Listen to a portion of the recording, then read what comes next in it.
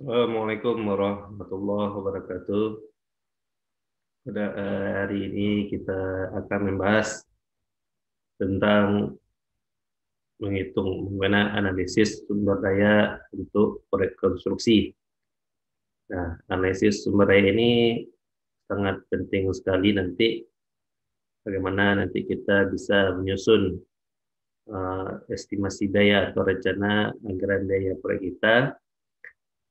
Jadi untuk itu kita harus perlu dulu mengetahui bagaimana kita bisa memiliki sumber daya apa saja yang dibutuhkan pada proyek konstruksi nantinya.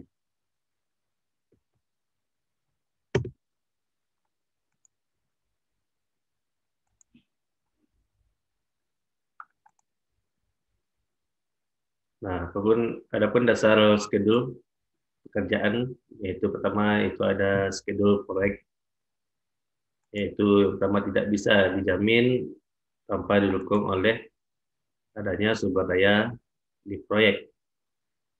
Nah, apa saja itu sumber daya di proyek? Yaitu untuk schedule proyek ini ada berbagai macam schedule, ada metodenya, ada metode bar chart, kemudian ada metodenya diagram vektor, kemudian ada metode nanti bisa menggunakan network diagram.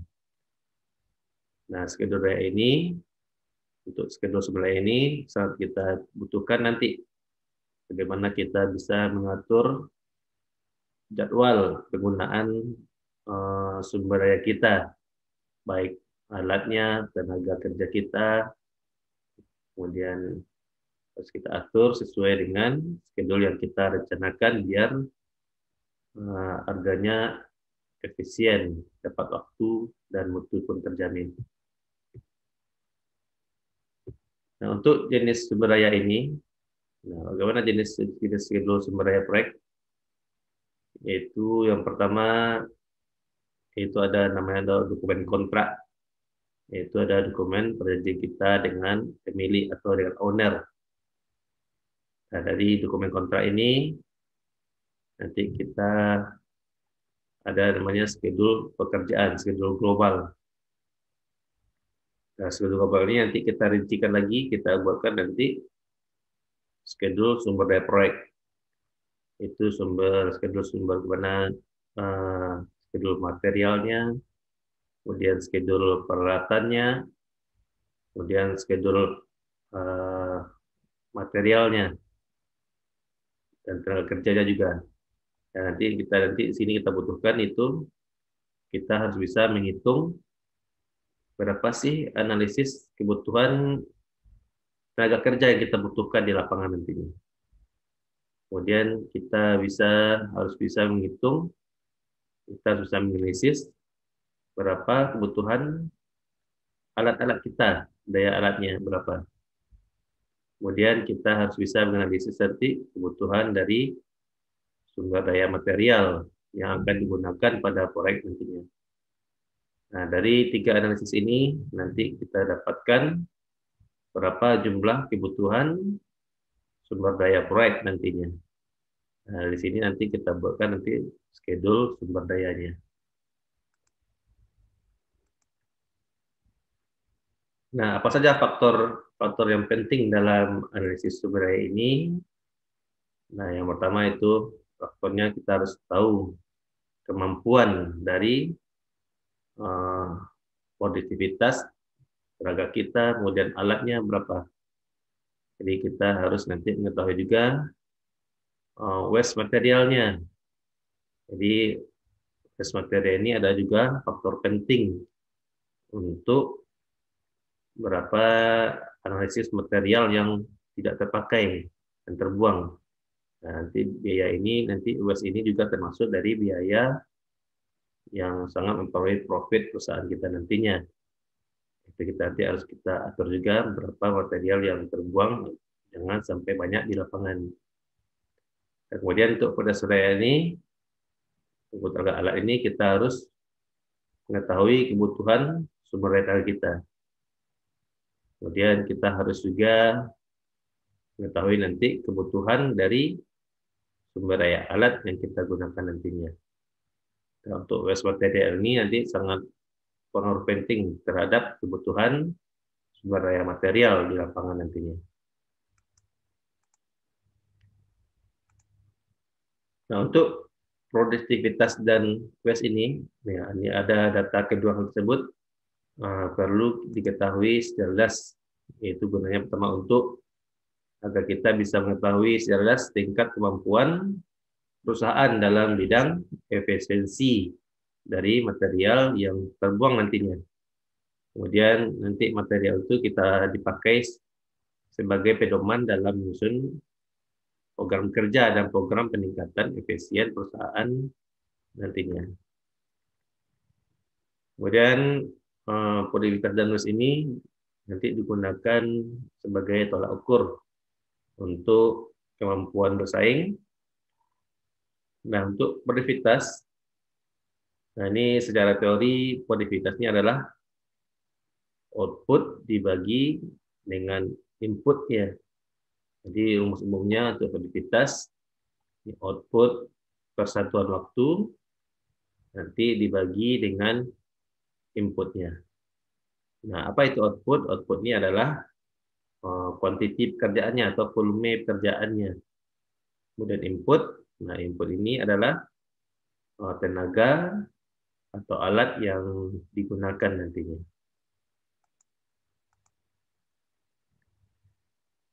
Nah, apa saja faktor yang mempengaruhi untuk produktivitas ini? Nah, produktivitas ini tidak dapat distandarkan atau dipastikan. Nah, karena ada beberapa hal yang mempengaruhi terhadap sumber daya ini.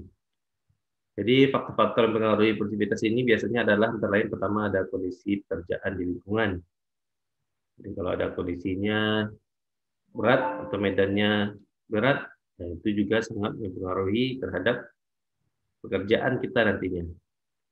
Kemudian terhadap supporting atau sumber daya. Nah, ini juga sangat mempengaruhi terhadap produktivitas nantinya. Kalau sumber dayanya mencukupi, nah ini sangat membantu. Kalau seandainya sumber dayanya tidak tersupport, nah ini juga akan mempengaruhi nanti produktivitas kita. Kemudian faktor yang mempengaruhi produktivitas itu ada keterampilan tenaga untuk persediaan alat. Kemudian ada yang keterampilan tenaga ini ya juga mempengaruhi. Karena kalau tenaga kita tidak terampil, nah maka produktivitas juga nanti semakin turun nantinya. Nah, kalau kita menggunakan tenaga kerja yang terampil, otomatis nanti produktivitasnya akan meningkat. Begitu juga dengan kapasitas alatnya. Kalau kapasitas alatnya bagus, besar, otomatis nanti produktivitas yang dihasilkan nanti juga akan cepat kerjanya. Kemudian juga akan irit biaya nanti. Kemudian untuk motivasi tenaga kerja operator, nah ini motivasi ini juga sangat penting karena motivasi tenaga kerja untuk operator kita ini kita harus selalu motivasi agar produktivitasnya nanti meningkat di lapangan. Kemudian faktor produktivitas itu bagaimana metode kerja kita. Nah, kalau metode kerja kita betul, nah nanti otomatis produktivitas akan lebih meningkat. Nah, kalau metodenya kurang baik, otomatis nanti produktivitasnya akan turun. Kemudian faktor yang mempengaruhi selanjutnya itu ada manajemen. Itu manajemen sumber daya manusianya. Sudah kita bisa mengatur manajemen sumber daya alatnya nanti.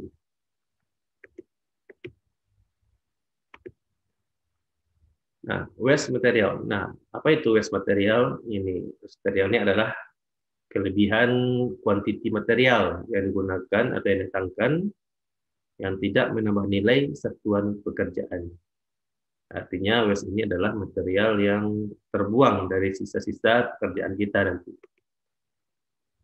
Nah, waste material ini selalu ada nanti, hampir selalu ada. Jadi apapun penyebabnya, oleh karena itu harus ada program bagaimana kita menekan waste ini. Jangan sampai terlalu banyak material yang terbuang nantinya di lapangan. Untuk jenis waste material ada dua, pertama ada waste material secara individu, Kemudian ada waste material secara campuran. Nah, untuk material campuran seperti hot mix, kemudian ada beton, dan lain-lain dapat terjadi ada waste ganda nanti. Nah, apa penyebab waste material ini? Nah, penyebab waste dapat ini bermacam-macam. Alasan nanti pertama ada produksi yang berlebihan atau dimensinya terlalu besar. Kemudian transportasi. Nah, ini baik di dalam lokasi maupun di luar lokasi. Kemudian cara penyimpanan. Nah, kalau penyimpanan biasanya di gudang atau di luar gudang. Nah, ini juga nanti mempengaruhi terhadap waste material. Kemudian over quality, berarti kualitas kita terlalu over. Nah, ini juga disebut sebagai waste material. Kemudian persediaan yang berlebihan atau stok kita berlebih. Jadi kita terlalu lebih hitungnya. Jadi ini juga termasuk dengan waste material. Kemudian penggantian atau perbaikan pekerjaan karena cacat atau tidak memenuhi persyaratan. Nah, kalau kita proyeknya tidak sesuai spek atau cacat nanti, kemudian dibongkar lagi, nah ini juga termasuk dari waste material. Nah, kemudian kehilangan. Nah, kehilangan ini baik belum dipasang maupun sudah dipasang, ini kehilangan juga termasuk waste material. Jadi di lapangan kita juga butuh staf untuk penjaga lapangan, untuk penjaga proyek. Jadi jangan sampai terjadi kehilangan di lapangan.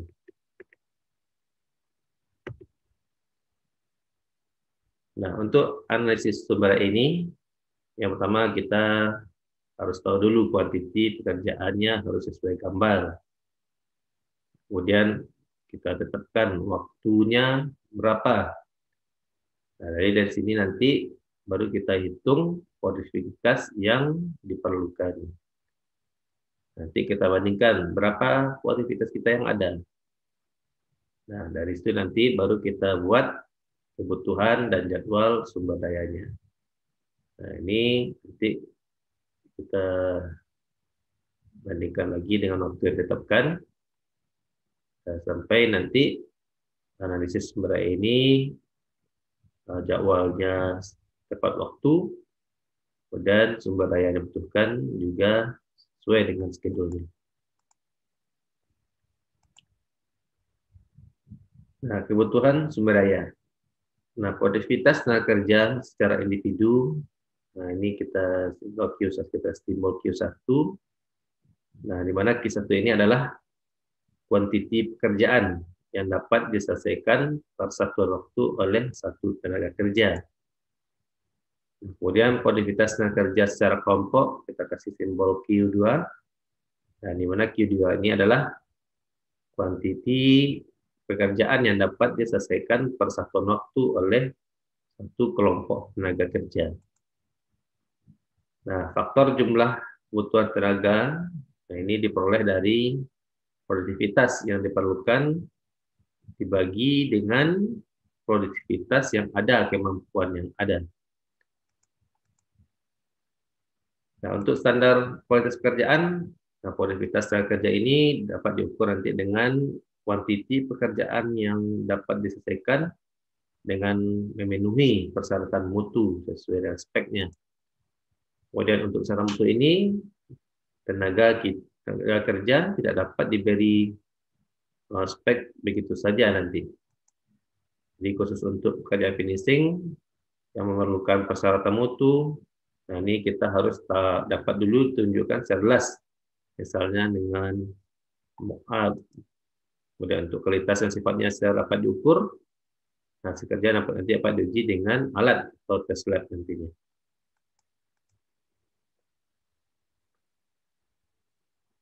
Kemudian analisis sumber daya tenaga, nah ini untuk menetapkan produktivitas tenaga kerja.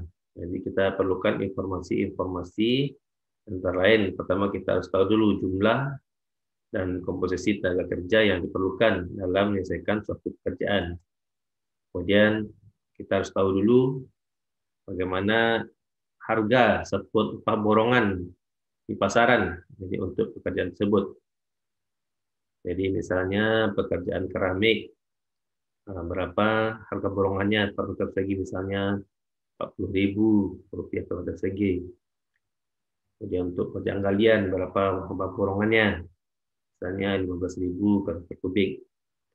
Nah, ini nanti bisa kita bandingkan apakah untuk pekerjaan harian atau borongan mana yang lebih untung nantinya.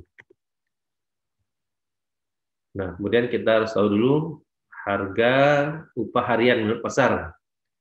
Nah, ini untuk tenaga kerja yang bersangkutan. Jadi untuk daerah setempat berapa upah tukarnya, berapa upah pekerjanya.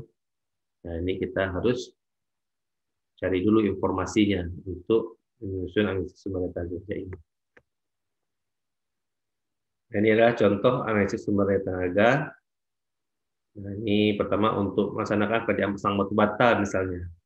Jadi ya, di analisis diperlukan satu tukang batu, kemudian dibantu dengan 2 pekerja, pekeneknya. Nah, kemudian untuk upah harian untuk pasar. Kalau upah harian di pasaran misalnya upah tukang 70.000, kemudian pekerjanya 30.000 per hari. Nah, ini nanti kalau kita bandingkan dengan harga pasaran, kalau kita pasang batu bata ini, kalau kita borongkan, itu biayanya 12.000 per meter persegi misalnya. Nah, nanti analisisnya, nah kalau kita biaya per hari menurut upah harian, jadi satu tukang upahnya 70.000, kemudian 2 pekerja 60.000, jadi totalnya ada Rp130.000. Nah, di harga di pasar, ini biayanya 10.000 per meter persegi. Nah, jadi produktivitas minimal per hari adalah nanti 130.000 kita bagi dengan harga pasar ya Rp10.000. Jadi didapatkan 13 meter persegi per hari. Nah, ini nanti dengan demikian setiap harga borongan yang diajukan mandor, nah kita harus dijamin produktivitasnya sehari harus mencapai 13 meter persegi. Kalau seandainya kurang, ya berarti otomatis kita rugi nanti. Karena harga pasar pun 10.000 per meter persegi. Kalau produktivitasnya berlebih misalnya, nah berarti itu termasuk kita keuntungan dari perusahaan kita nanti. Nah, faktor yang mempengaruhi yang pertama yaitu ada keterampilan kerja. Nah, ini perlu pedoman berupa referensi atau pengalaman atau sertifikat. Nah, ini untuk khusus bangunan tinggi atau bangunan yang risikonya lebih besar. Nah, ini pekerja harus bebas dari takut ketinggian. Kemudian motivasi tenaga kerja. Jadi motivasi ini juga sangat penting mempengaruhi terhadap produktivitas.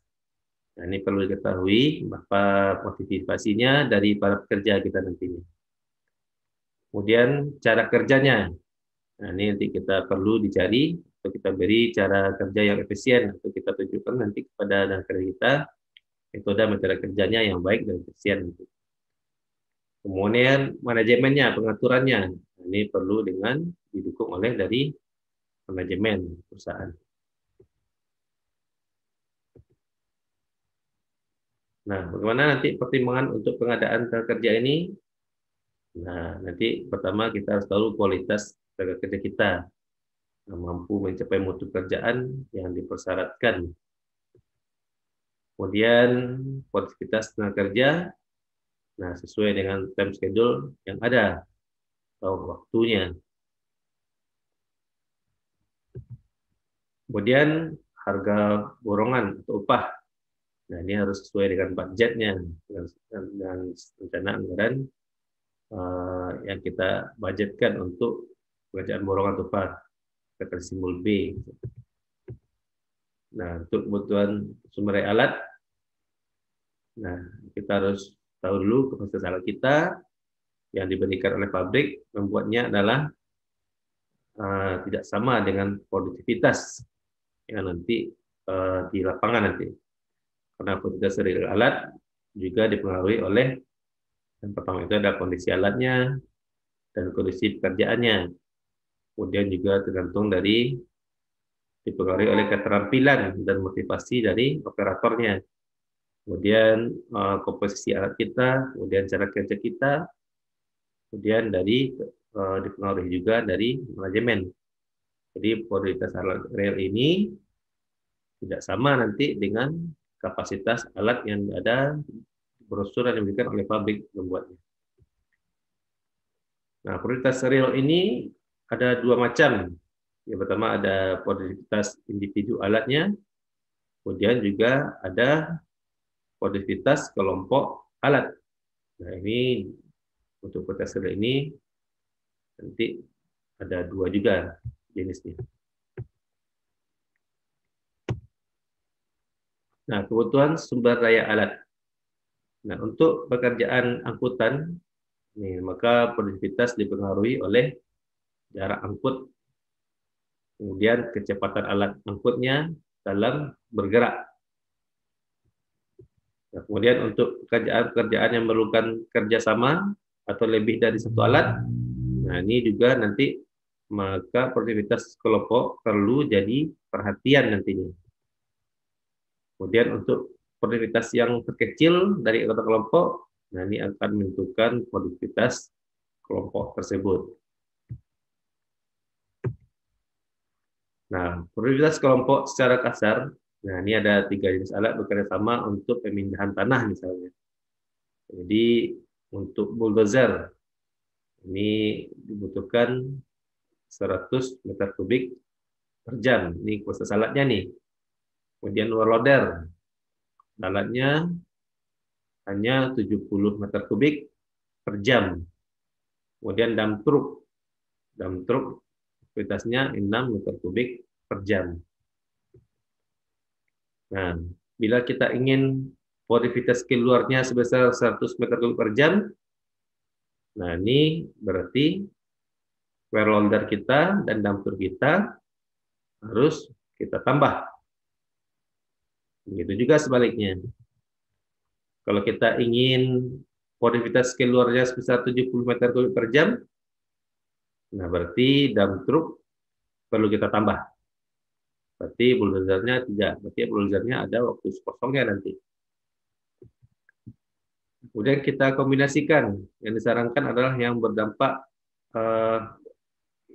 waktu kosong, alat terkecil. Nah, ini bisa juga nanti kita bandingkan. Nah, ini kita lihat produktivitas kelompok secara detail. Nah, ini ada waktunya, atau menitnya. Ini menit 30, menit 40, menit 50. Ini menit 80. Kemudian bulldozernya. Ini bulldozernya G, berarti dia bekerja sedang menggusur. Kemudian di sini ada wheel loadernya, ada 2. Ini waktu ke 30 menit. Bulldozer bekerja.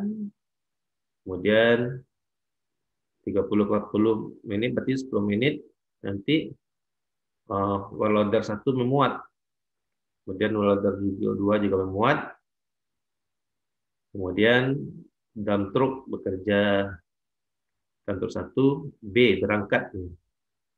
Setelah saya memuat berangkat, dan dump truck 2 juga berangkat. Selanjutnya bekerja juga dump truck ketiga berangkat.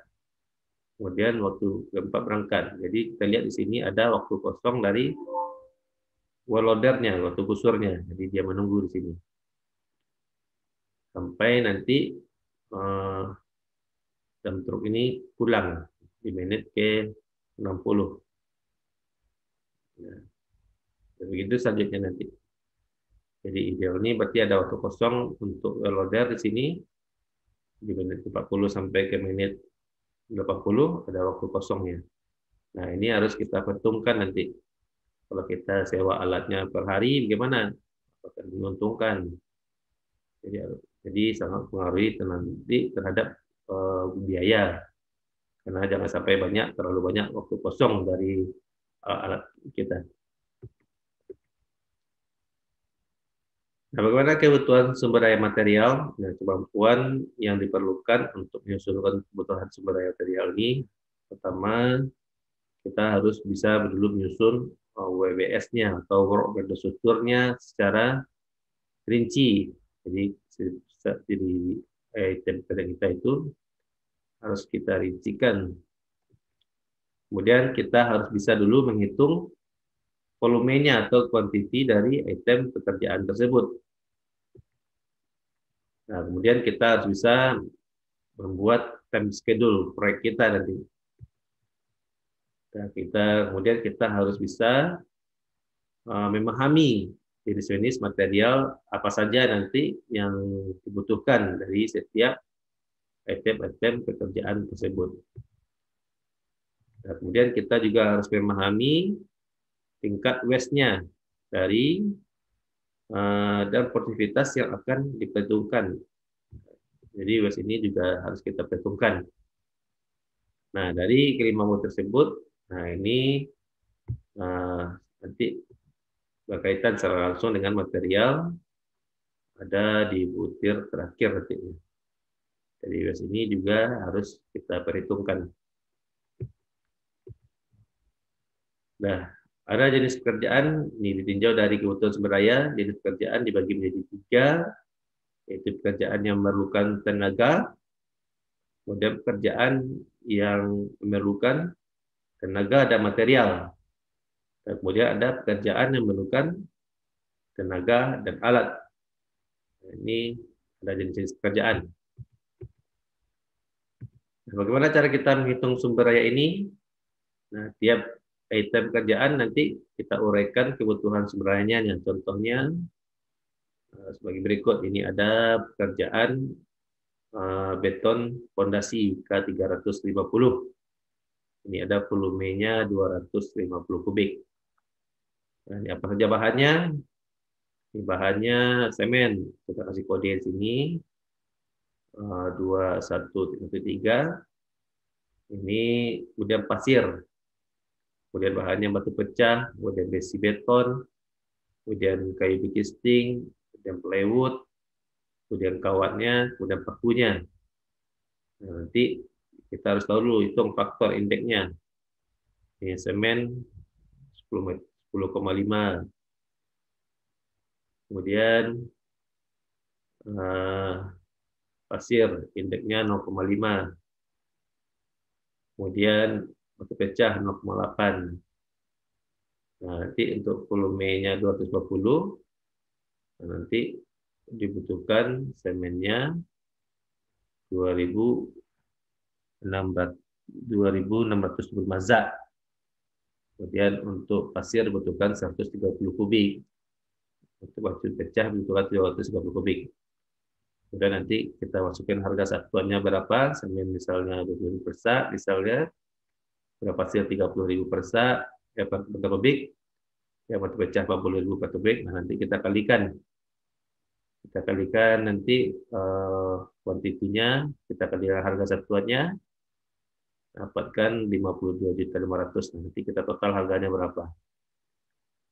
Kemudian untuk upah. Nah, ini kalau upah borongan, pembesian berapa upahnya.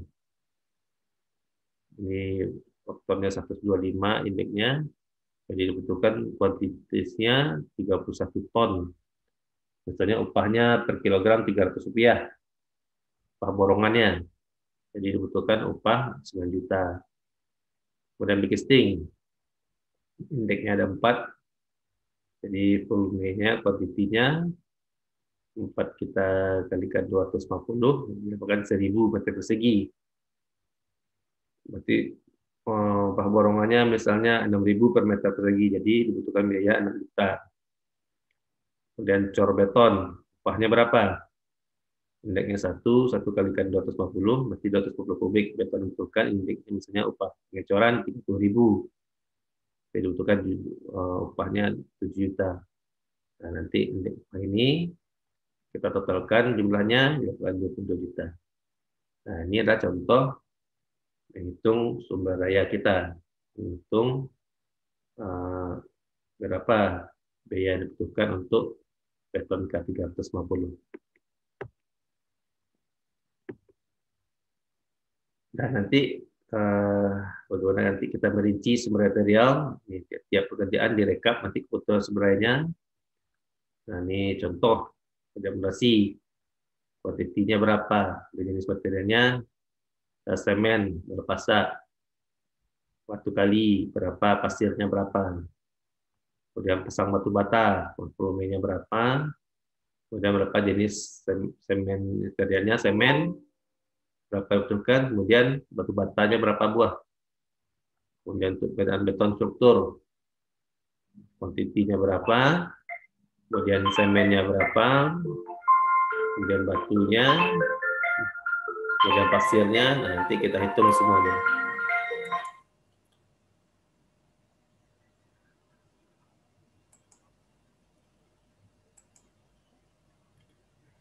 Nah, untuk menghitung kebutuhan sumber daya tenaga kerja, ini menggunakan data sebagai berikut. Pertama, komposisi tenaga kerja yang digunakan. Jadi misalnya satu tukang batu, 2 pekerja. Kemudian komunitas kelompok yang bersangkutan. Jadi misalnya 13 meter persegi per hari. Jadi berapa aktivitasnya harus kita ketahui juga. Kemudian aktivitas yang dituntut berdasarkan time schedule. Nah, ini misalnya 500 meter persegi per hari. Kemudian per hari dibutuhkan 500 dibagi 13 kelompok nantinya.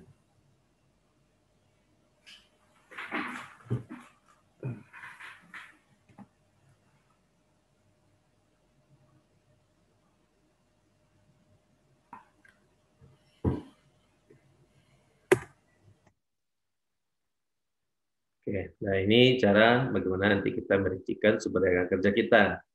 Jadi untuk menghitung kebutuhan sumber daya tenaga kerja kita ini, di data ini harus kita butuhkan nantinya. Jadi misalnya satu tukang batu ini dengan 2 kelompok pekerja. Nah ini kuantitas kerja digunakan. Jadi nanti kita bandingkan dengan kuantitas kelompok kerja. Misalnya targetnya 13 meter persegi per hari. Nah, kemudian produktivitas yang tutup berdasarkan time schedule misalnya 500.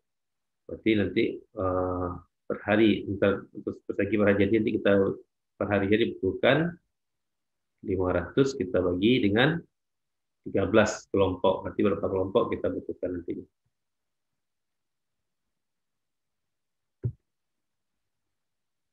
Nah, ini menentukan sumber daya. Jadi kita hitung lagi fondasinya, kuantitinya berapa, kemudian alat-alatnya apa aja kita butuhkan.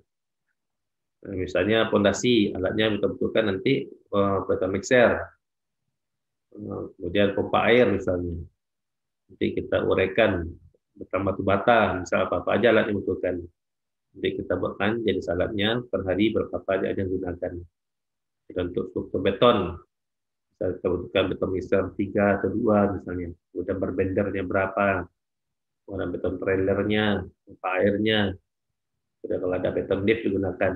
Nah, nanti kita rincikan semua peralatan sumber daya alat kita nanti. Nah, untuk pengendalian waste material, nah ini waste material ini tidak dapat dihindari, tetapi harus kita kendalikan nanti. Jadi jangan sampai terlalu banyak nanti di lapangan. Nah, untuk tingkat waste ini, nah dapat dikendalikan merupakan kemampuan dari personil atau organisasi. Nah, untuk selanjutnya harus ada kegiatan pengendalian di lapangan, jadi agar mampu nanti agar kemampuan yang ada nanti jadi meningkat.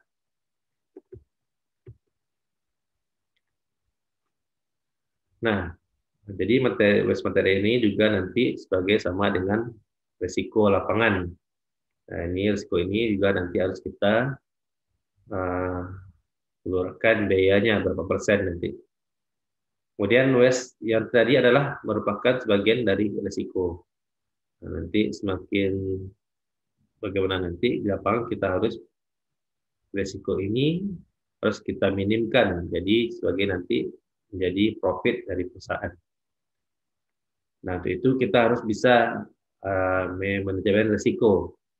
Ini berlaku untuk pengendalian untuk waste materialnya, harus kita kendalikan oleh pihak manajemennya. Jadi ada 4 macam tanggapan risiko. Itu pertama, ada risikonya kita tolak, kemudian risikonya kita alihkan nanti, kemudian risikonya harus kita kendalikan, atau nanti risikonya nanti kita terima. Nah, ini dalam prakteknya nanti ketiganya nanti dapat terjadi di suatu kegiatan di lapangan. Nah, bagaimana jadi waste material? Nah, ini dari posisi tentang material, maka ada 4 jenis kelompok atau waste material.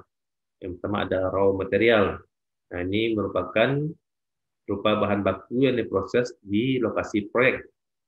Kemudian ada material campuran. Nah, ini berupa bahan campuran dari raw material ini yang dapat diproses di lokasi maupun di luar lokasi nantinya. Kemudian material jadi. Nah, ini berupa nanti material pabrikan. Nanti tinggal pasang di lokasi proyek. Kemudian ada material prefab. Nah, ini adalah berupa komponen bangunan yang dirangkai atau dicetak baik di lokasi maupun di luar lokasi proyek nantinya. Nah, bagaimana perbandingan waste material versus strategi bersaing? Nah, ini kalau bisa kita menaikkan waste semaksimal mungkin. Nah, ini adalah salah satu strategi dalam menegakkan bid-price nantinya penawaran harga kita. Nah, upaya-upaya menaikkan waste ini, yang pertama kita bisa mengendalikan pembelian material jadi prefab terjadi atau precast atau material campuran. Nah, kemudian kita harus tahu itu sistem pengukuran yang cermat untuk material lepas seperti batu dan pasir dan lain. Nah, kita harus mengurangi intensitas perpindahan material, jangan terlalu banyak intensitas perpindahan. Dan ini juga bisa menekan untuk biaya untuk waste kita. Kemudian kita harus meningkatkan sistem keamanan di proyek. Jadi jangan sampai materi kita hilang, diambil oleh pihak yang tidak bertanggung jawab nantinya di lapangan. Kemudian kita harus menunjuk petugas yang memahami spek dan material. Jadi artinya jangan sampai kita pekerjaan kita tidak sesuai spek, malah dibongkar. Nah, itu juga termasuk dengan waste. Setelah itu kita harus tunjuk suatu petugas yang memahami spek dan material nanti di lapangan.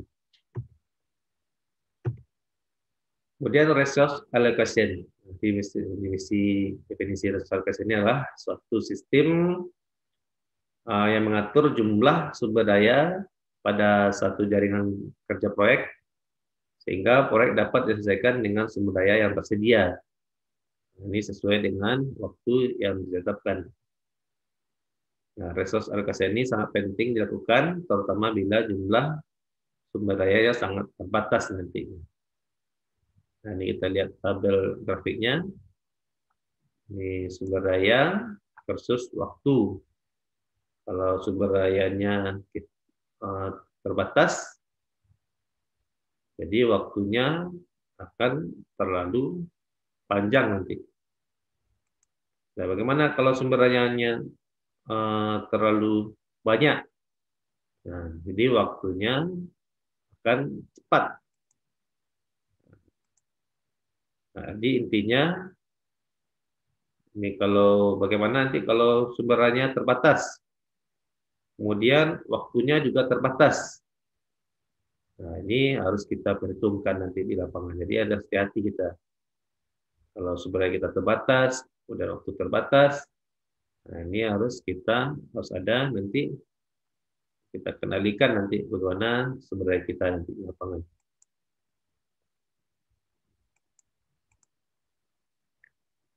Resource leveling.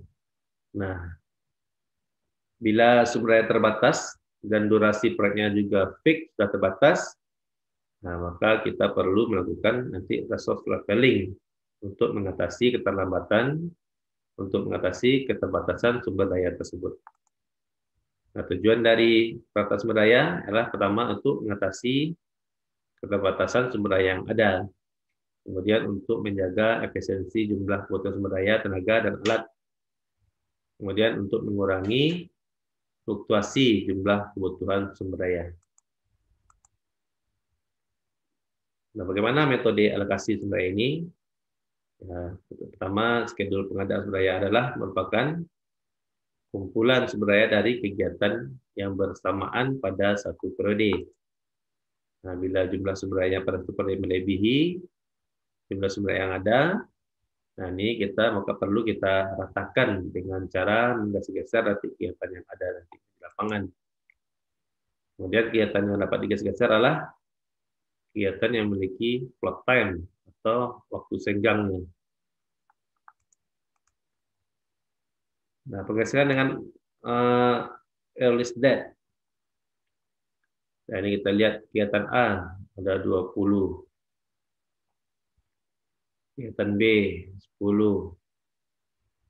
Ini adalah minggunya, minggu 1, minggu 2, minggu 3, minggu 4, sampai minggu 6. Nah, ini kita lihat orang per hari. Kegiatan A ada 20 orang. Kemudian kegiatan B ada 10 orang. Berarti 10 orang dari minggu 1 sampai minggu ke-6. Kemudian kegiatan C 10 orang dari minggu 1 sampai minggu ke-2. Kemudian kegiatan E minggu ke-3 dan ke-4. Kemudian kegiatan D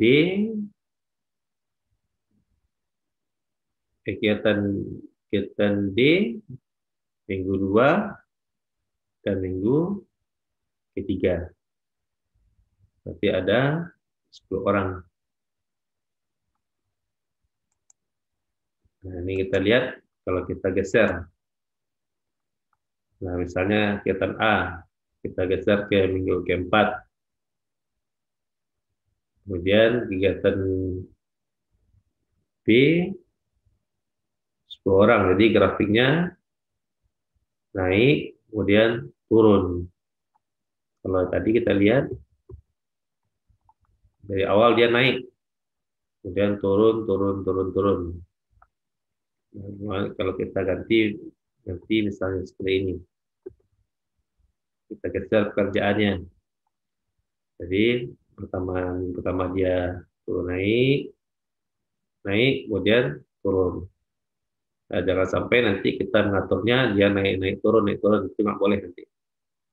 Jadi hari ini kita misalnya sudah ambil banyak, kita pecat, kita cari lagi. Nah, nanti kita akan menjadikan kita nanti di lapangan. Jadi kalau grafiknya bagusnya naik, kemudian turun. Nah, bagaimana kalau kita geser seperti ini? Naik turun. Nah, ini berdasarkan dengan limit batas waktunya. Ini juga nanti kurang baik mungkin ini. Nanti kita cari ini 20. Kemudian minggu hasilnya 30, kemudian kita pecat lagi. Kemudian kita cari lagi 20. Nah, ini biasanya tukang nggak mau dia bekerja, berhenti, kemudian kerja lagi. Bagusnya itu harus kita perhitungkan juga nanti di lapangan. Nah, jadwal pengadaan sumber daya. Jadwal pengadaan sumber daya dibuat atas dasar 3 hal. Yang pertama, jadwal pelaksanaan pekerjaan yang memerlukan sumber daya. Kemudian ada jadwal kegiatan persiapan yang diperlukan untuk pekerjaan sumber daya yang bersangkutan. Dan kemudian kebijakan stok material kita bagaimana nanti di lapangan. Nah, ini kita lihat jadwal persiapan tenaga. Ini adalah pekerjaan mandor, penunjuk suppliernya. Ada 2 minggu misalnya, atau 2 hari. Kemudian negosiasi kerjaan untuk buat speker 1 hari, minggu hari ke-3. Kemudian hari ke-4 sampai hari ke-8 itu ada mobilisasi tenaga kerja. Kemudian hari ke-9 ke-10 persiapan kerja. Kemudian yang KE hari ke-11-12 nanti penyesuaian dan pengaturan kerjanya. Nah, ini adalah jadwal persiapan untuk tenaga kerja di lapangan. Nanti selanjutnya nanti penggunaan tenaga. Tadi waktu 12 hari ini juga nanti harus kita perhitungkan nanti di lapangan. Jadi untuk persiapan dibutuhkan 12 hari. Nah, bagaimana dengan persiapan alat? Nah, ini pertama kita hari kedua menunjuk alatnya, kemudian negosiasi, kemudian hari keempat sampai hari ke-8 mobilisasi alat, kemudian hari ke-9 sampai ke-12 persiapan alatnya atau pemasangan atau kalibrasi dan lain. Nah, kemudian selanjutnya penggunaan tenaga alat. Jadi dibutuhkan kalau waktu persiapan ada 12 hari. Nah, bagaimana dengan material? Nah, ini contohnya hari pertama, hari kedua sampai kedua, pengetesan contoh materialnya, kemudian persetujuan contoh material, kemudian hari keempat kita penunjukan supplier, kemudian hari kelima dan keenam itu negosiasi dengan supplier, kemudian hari 7 hari ke-10 itu fabrikasi oleh supplier, kemudian hari ke-12 sampai 13 angkut ke site, angkut proyek. Nah, ini nanti bisa digeser juga schedule-nya nanti. Kalau lagi kita percepat misalnya, kita geser aja schedule-nya nanti.